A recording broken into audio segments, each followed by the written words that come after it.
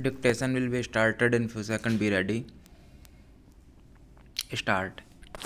Can the High Court, in its writ jurisdiction, interfere with the disqualification proceedings pending before the Speaker and pass an order temporarily disqualifying a member of the State Legislative Assembly, despite the law laid down by this court in Chandrakumar versus Union of India to the country.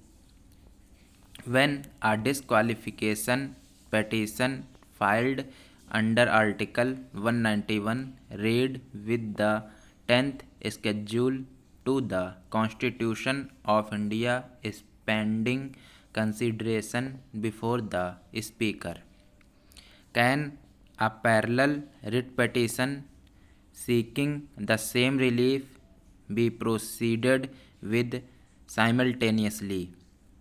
And did the High Court have jurisdiction to give directions under Order 41, Rule 33 of the Code of Civil Procedure, despite the express bar contained in the explanation to Section 141 of the Code of Civil Procedure?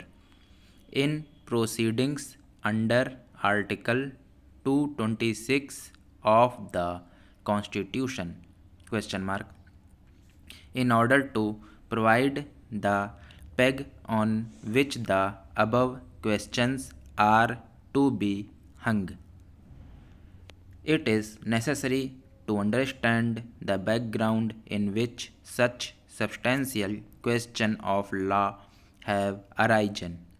Para. The 12th Legislative Assembly elections in Haryana were held on 13th October 2009. After the results of the elections, the Indian National Congress Party, hereinafter referred to as the INC, emerged as the single largest party, having won in 40 out of the 90 seats in the assembly. Since it was short of an absolute majority, the INC informed the government in collaboration with the 7 independents and 1 MLA from the Bahujan Samaj Party. Subsequently, on the 9th November 2009, 4 legislative members of the Haryana Janhit Congress Party, hereinafter referred to as the HJC, wrote to the Speaker of their intention to merge the HJC with the INC in terms of the provisions of paragraph 4 of the 10th schedule to the Constitution of India.